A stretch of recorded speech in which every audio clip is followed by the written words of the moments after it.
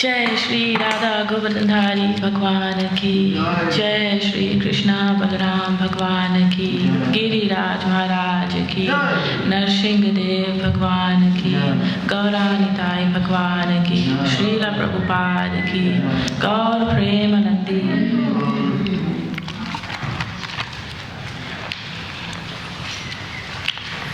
So today we'll be reading from the Sri Caitanya Caritamrita, Adi-lila, chapter 13, text 100. Jaya Jaya Sri Caitanya Jaya Nityananda Jaya Advaita Chandra Jaya Gaura Bhakta Vrinda Jaya Jaya Sri Caitanya Jaya Nityananda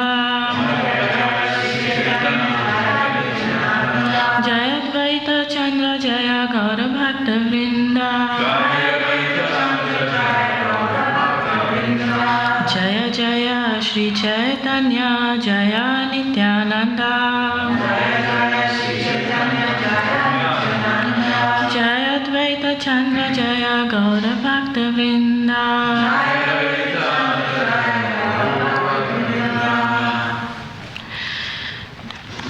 Text 100. Dekhi uparaga hasi sigra ganga ghate hasi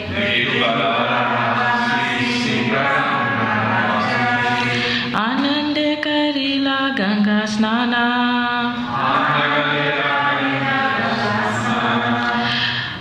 Pana uparaya chale apana ramano bale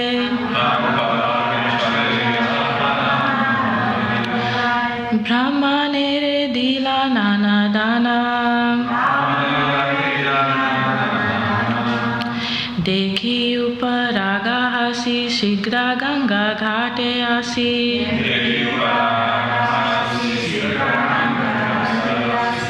आनंद करीला गंगा स्नाना पाना उपरागा चले अपना रामानो बले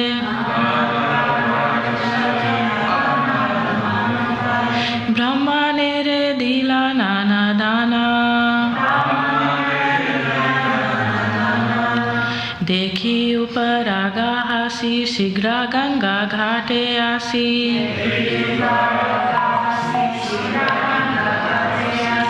आनंद करीला गंगा स्नाना पाना उपरागा चले अपना रामनो बले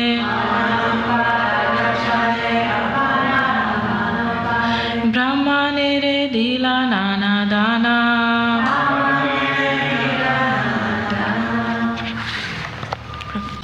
देखी seeing uparaga the eclipse hasi laughing shigraha very soon Ganga Ghate on the bank of the Ganges Asi coming Anande in jubilation Karila took Ganga Snana bath in the Ganges Pana taking advantage of Uparaga Chale on the event of the lunar eclipse Apanara his own Manasvale by the strength of mind Brahmanere unto the Brahmanas Dila gave Nana various Dana charities. Translation and purport by Srila Prabhupada. Srila Prabhupada ki jai. Seeing the lunar eclipse and laughing, please repeat. Seeing both Advaita Acharya and Haridas Thakur immediately went to the bank of the Ganges and bathed in the Ganges in great jubilation.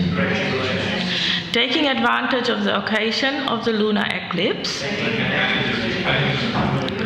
Advaita Acharya, by his own mental strength, distributed various types of charity to the Brahmanas. Purport: it is the custom of Hindus to give in charity to the poor as much as possible during the time of a lunar or solar eclipse. Advaita Acharya, therefore, taking advantage of this eclipse, distributed many varieties of charity to the Brahmanas. In the Srimad Bhagavatam, there is a statement in the 10th canto, 3rd chapter, verse 11, that when Krishna took his birth, immediately Vasudeva, taking advantage of this moment, distributed 10,000 cows to the Brahmanas. It is customary among Hindus that at the time a child is born, especially a male child, the parents distribute great charity in jubilation. Advaita Acharya was actually interested in distributing charity because of Lord Chaitanya's birth at the time of the lunar eclipse. People could not understand, however, why Advaita Acharya was giving such a great variety of things in charity. He did so not because of the lunar eclipse, but because of the Lord's taking birth at that moment.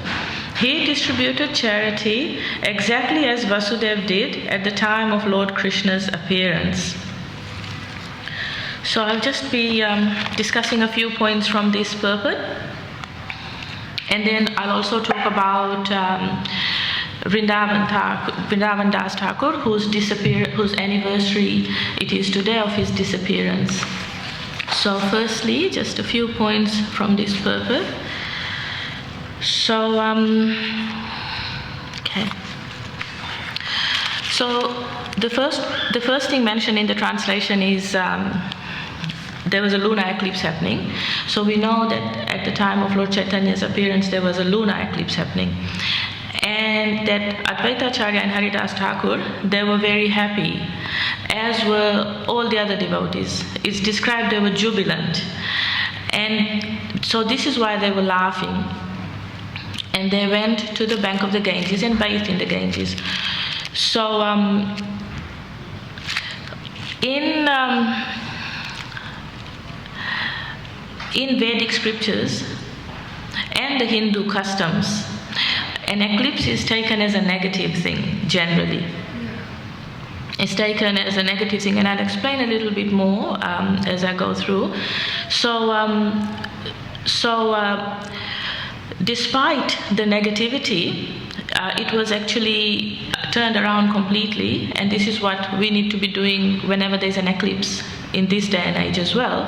So it was turned around completely by the holy name of the Lord, and it was actually so arranged that Lord Chaitanya appeared at the time of the eclipse so that there could be lots and lots of chanting done loudly by everybody, both Hindu and non-Hindu at that point in time, in the Ganges while getting purification. So this is why they were happy that the Lord had appeared. They knew that a great transcendental personality had come, although some others didn't know. And this is why they were really happy, despite the so-called superficial negativity of an eclipse. So, and Advaita Acharya, he distributed lots of charity. So, and this is described as being identical to how Lord Krishna's foster father Vasudeva distributed charity when Krishna appeared. So why is it a thing to give charity to the poor? Like the first line of the purport is saying that it's a custom in the Hindu traditions to give charity to the poor, especially during an eclipse, either solar or lunar. So why is it a custom like this? Is because basically, like I said, an eclipse is seen as a negative thing, and it's seen as the blocking of light and the planets being in disarray. So when charity is offered, it's said that it negates these effects for the giver. So astrologically, everybody is affected, no matter what astrological sign we are in, everybody is affected by an eclipse. And so when and if one gives charity, then at that point in time, all the negativity of the planets is reversed. This is why it's a tradition. And it's described as like whatever charity that can be done. It doesn't have to be like lots and lots of charity. Even a small amount is said to be effective. But the main thing, rather than this superficial custom, the main thing is to take the opportunity during an eclipse, because we know rather than giving donations, the main donation we can give is the holy name of the Lord and Krishna consciousness. So the three ways in which we can just give Krishna consciousness to one who is not a devotee is by distributing prasadam, by distributing the holy name, and by engaging them in service, either through their Lakshmi or their time. So this is Agyata Sukriti. So during an eclipse, either solar or lunar, the opportunity must be taken, as has been demonstrated by Lord Chaitanya's appearance time, to chant and chant and chant as much as possible, and to engage in devotional service. So this is the more important thing that needs to be done, rather than just giving charity of like urad dal or moong dal or sesame seeds. These are the things that are described that usually was given in charity. So that's one thing. Now, the other thing is that another custom that is mentioned here is that also when a child is born, lots of charity is distributed by the parents to qualified brahmanas. And we can see this, that when Lord Krishna appeared, then Vasudeva, he distributed immediately 10,000 cows and to the brahmanas. So it's also said, one might ask that charity is given when a child is born, and this is a Hindu custom, but especially when a male child is born, there's lots of charity given. So obviously one might question this. So The answer to that is that traditionally the roles were pretty defined, in that the male child would learn all the prayers, study the scriptures, and deliver the parents. And the female child would learn how to cook and clean. The traditional roles were much more defined in that way. Obviously, there are lots and lots of, well, actually not lots, but quite a few examples to the contrary. Like generally, this was what it was. So the male child was called putra. And putra, the definition of that is, and a female child is called putri. So the definition of putra, the Sanskrit word putra, is one who can deliver his parents. So this is the big responsibility that came with being a male child. So the parents kind of saw this boy as being insurance, to go back to Godhead, basically. So this is why they kind of felt more grateful and gave more charity. And of course they did do that when a female child was born too. And there are definitely instances of putris also delivering their parents, both in traditional scripture as well as modern days. So Prabhupada came and he changed all of that, and he told us that we are not these bodies, and that we are all the soul which is equal, and that we need to just serve. And on the spiritual platform, we are all equal in that way. Of course, while living in this material world, we need to adhere to social norms and customs and dress appropriately and all those usual things. But this was the reason that charity was given like that. And that's the reason behind that custom. So this is why Advaita Acharya, he gave lots and lots of charity to the Brahmanas there at the time of Lord Chaitanya's appearance. So some people were confused as to why is he actually doing this. Is it because there's an eclipse happening? Because they didn't know Lord Chaitanya was Krishna. So they wondered, why is Advaita Acharya, this great Vaishnava, the greatest Vaishnava at that point in time, why is he giving charity like this? And they were confused. But it's described that last line of that purport is that he distributed charity because, not because of the lunar eclipse, but because Krishna had appeared as Lord Chaitanya. So this is what Advaita Acharya did. And another thing I was actually trying to get detail, like a real sort of answer to this, is that why? I mean, it said in the translation that Advaita Acharya, he distributed charity by his own mental strength. And then in the next text, which I'm not going to get into, but the next text says that Haridas Thakur was saying that Haridas Thakur was very inspired by this. He was really inspired that Advaita Acharya had been dancing so happily that Lord Chaitanya had appeared, and also that he was giving all this charity. So it appears that it was given physically, but at the same time it could also be that it could have been just given mentally. That Advaita Acharya was just allocating charity mentally, giving mentally rather than physically giving.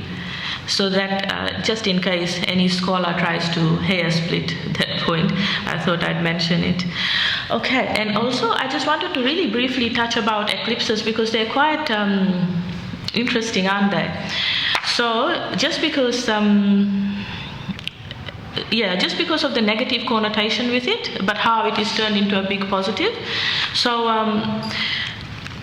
okay, I'll tell you a story first before the philosophy. So, once upon a time, there was this big milk ocean. And because the demigods and the asuras, so the devas and the asuras, the demigods and the demons, they were fighting, and the demons wanted to come and take over heaven. So what happened is that Lord Vishnu intervened and he gave them an idea of what to do. And the idea was that the milk ocean is there, get a big mountain, the Mandara mountain, and use a snake from Lord Shiva's neck, the Vasuki snake, as the churning rope, and the demons would pull on one side and the demigods would pull on another. So I hope you can picture the scene. Do you remember seeing this depicted somewhere in an airport by any chance?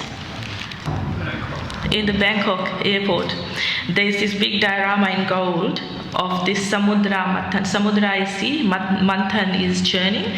So this is, it's like really nice, beautiful. You could Google it and have a look. Gold sort of diorama there.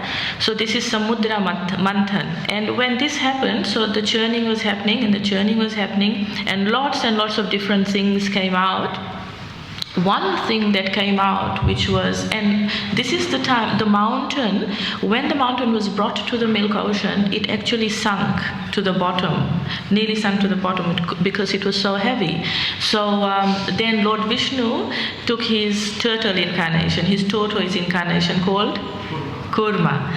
And the Kurma incarnation of the Lord supported the Mandara mountain on his back, and then the churning was able to happen. So one of the things that came out in this churning was Amrita, or the nectar of immortality. And this was brought forward by Dhanvantari, the Ayurvedic incarnation of the Lord. So this Amrita, so the demons wanted some and the demigods wanted some. So Lord Vishnu, he had this plan of how to only give it to the demigods so that they would reign successful. He didn't want the demons to win because the demons would just upset everything, take over heaven and wreak havoc. So the plan was that Lord Vishnu, he then took the incarnation of Mohini Murti, who was the most beautiful female incarnation of Lord Vishnu.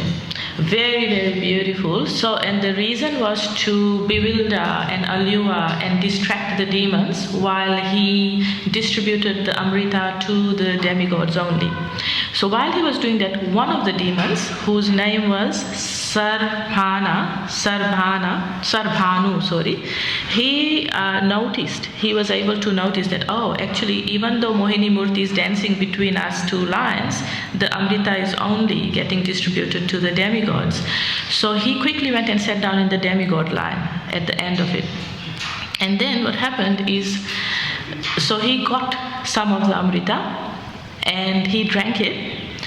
And the moon and the sun, so the sun god and the moon god, these two demigods, Surya Dev and the moon god, Chandra Dev, Soma, these two noticed that, oh, the demons sat down there. So they quickly told Mohini Murti. And then Mohini Murti immediately manifested his Sudarshan Chakra. Because remember, that's Vishnu, an incarnation of Vishnu, and she cut off the head of this demon. So, however, because the nectar had passed through, the demon became immortal with a separated head and a separated body. So the head is called Rahu and the body is called Ketu. So these are two different planets. And every time, so to take revenge, the Rahu and Ketu, they swallow the sun and the moon, and this is what causes an eclipse. So this is the Vedic story as to why an eclipse happens. This is revenge on the part of Rahu and Ketu. So,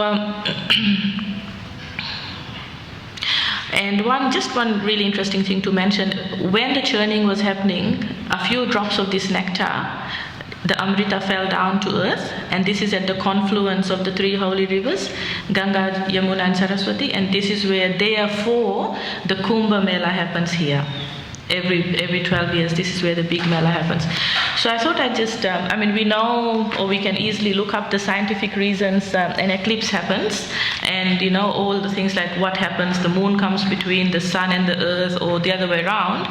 We can look at all of that, but that was the Vedic story, which I thought I would just mention because Lord Chaitanya appeared during an eclipse. Okay, so now I'll quickly talk about Vrindavan Das Thakur, whose disappearance date is today. And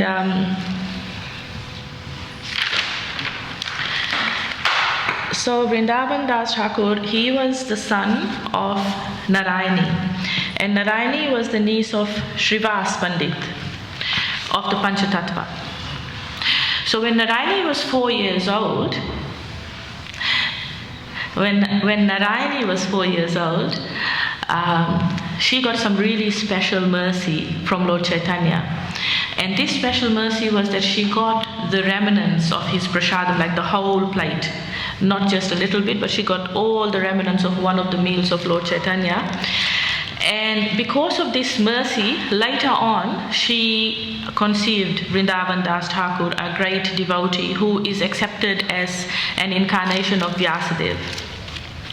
At the age of 4, when she got this big plate of Mahaprasadam, then she got the love of Lord Chaitanya at the same time, meaning she was blessed with experiencing love of Godhead completely.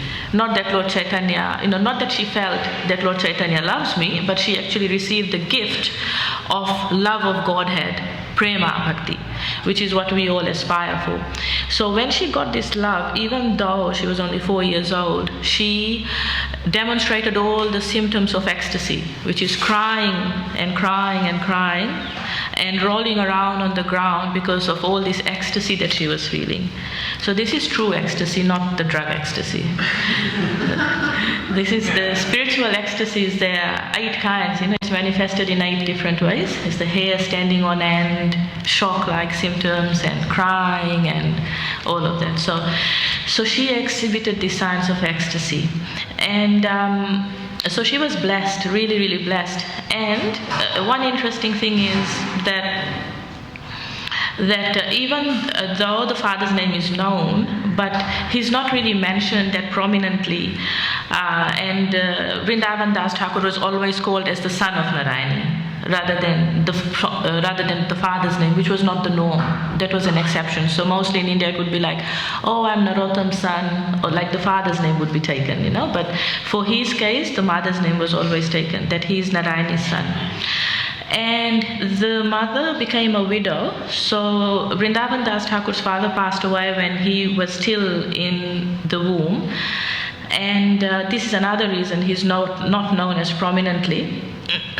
And so, becoming a widow, Narayani then went and stayed at the father-in-law of Advaita Acharya, Malini's house, Malini's father's house. So he went and stayed there.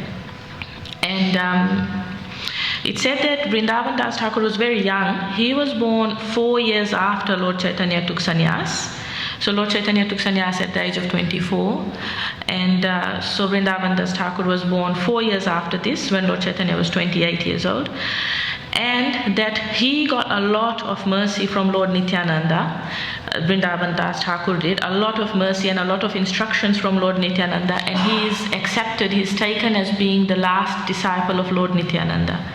That Vrindavan Das Thakur is accepted as a disciple of Lord Nityananda. So I'm going to now say a few things straight from the Caitanya Caritamrita as to more about Vrindavan Das Thakur.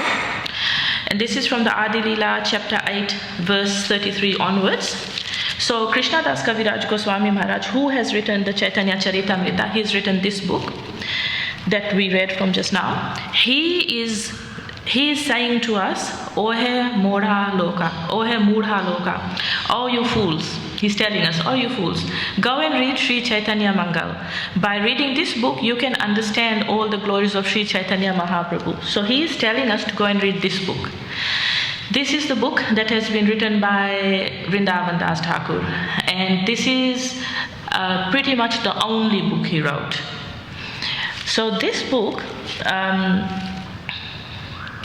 so you can see the title of this book is the Chaitanya Bhagavat that I've put up like this. But in this verse it is being called the Chaitanya Mangal, and there is a reason behind that, and I'll explain that in a little bit. And there's an important lesson as to the name, as to the writing of the book as well. So Krishna Das Kaviraj Goswami Maharaj, he is telling us to go and read, please, all of us, go and read the Chaitanya Mangal, and that by reading this book, we can understand all the glories of Lord Chaitanya.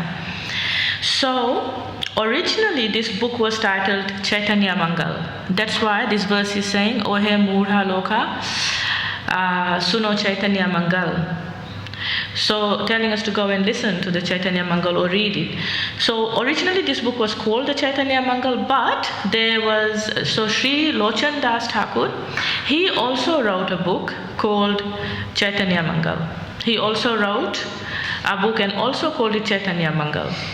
So then the leading devotees in Vrindavan, they met and they decided that this book written by Srila Vrindavan Das Thakur, that the name should be changed and it should be called Chaitanya Bhagavat.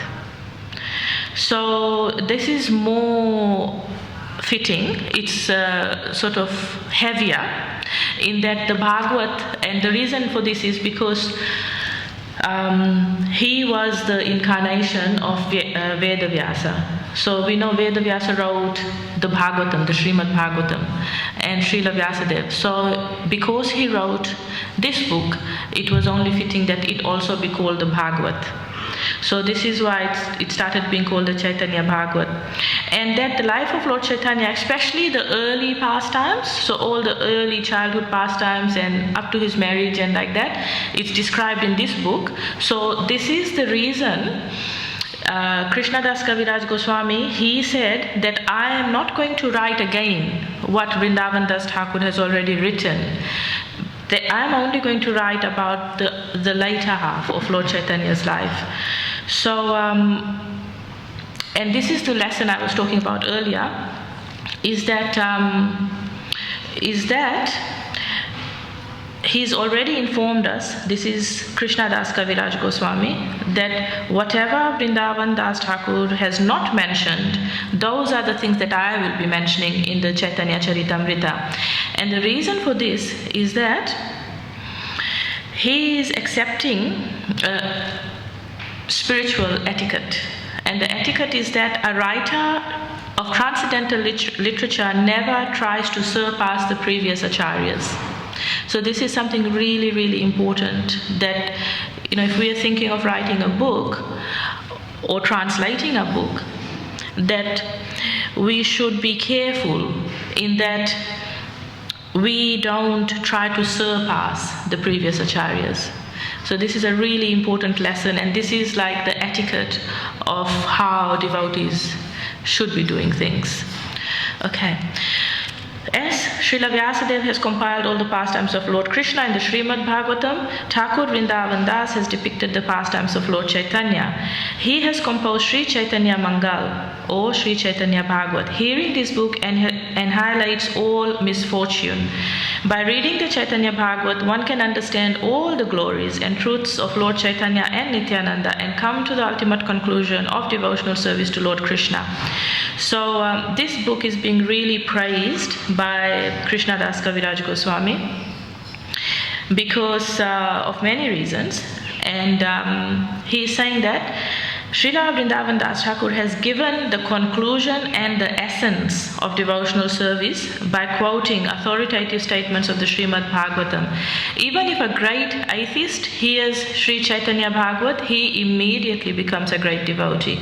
The subject matter of this book is so sublime that it appears that Sri Chaitanya Mahaprabhu has personally spoken through the writings of Sri Vrindavan Das Thakur. I offer millions of obeisances unto the lotus feet of Vrindavan Das Thakur. No one else could write such a wonderful book for the deliverance of all fallen conditioned souls. Narayani eternally eats the remnants of the food of Chaitanya Mahaprabhu. Srila Vrindavan Das Thakur was born of her womb.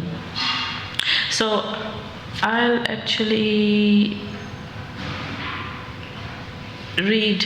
Okay. What a wonderful description he has given of the pastimes of Lord Chaitanya. Anyone in the three worlds who hears it is purified.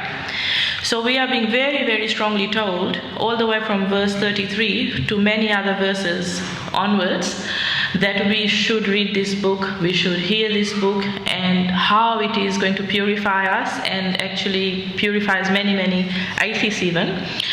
And I just wanted to explain this because this is really nice. So Narayani, who is Vrindavan Das Thakur's mother, she eternally eats the remnants of Lord Chaitanya Mahaprabhu. And in this book called the Gaura Ganodesha Dipika, which is like the shining lamp on the associates of Lord Chaitanya, meaning it is revealing to us by shining this light. That's what the title means. By shining this light on the associates of Lord Chaitanya, it's revealing their spiritual identities. So in this book, it is said that who they previously were, and regarding Narayani, the mother of Vrindavan Das Thakur, it is said that when Lord Krishna was a child, he had a nurse called Ambika, and Ambika had a sister named Kilimbika. So when Lord Chaitanya appeared, this Kilimbika, this same lady Kilimbika used to eat the remnants of the food left by Lord Chaitanya, and this Kilimbika is Narayani. So Lord Krishna's nurse Ambika had a sister Kilimbika who was Narayani in Lord Chaitanya's pastimes. Okay, so a devotee of Lord Sri Krishna is celebrated in terms of devotional service rendered to the Lord. So we know Vrindavan Das Thakur as the son of Narayani. Srila Bhaktisiddhanta Saraswati notes in this connection that there is no reference to his paternal ancestry because there is no need to understand it. So that's interesting, isn't it? In that, in the spiritual world, how things work, and in spiritual societies, how things work is you are identified by the service you've done. So because Narayani has done service of eating the Mahaprasadam, because that is also a service, and receiving this love of Godhead, and raising this great devotee alone as a widow, because she became poor after her husband passed away, and she therefore had to work as a housemaid at the house of Advaita Acharya's father-in-law. So she raised this child, and Vrindavan Das Thakur had great association. On one side, he had Advaita Acharya as his neighbor, and on another side, someone else, can't think of who right now. But so it's interesting that there is no need. Bhaktisiddhanta Saraswati, who is Srila Prabhupada's spiritual master, is saying you don't really need to understand the father's side or even know his name, because Narayani has done so much service, and he is therefore to be known as the son of Narayani. Okay, I'll stop here. Are there any questions or comments, or would anyone like to elaborate on any points?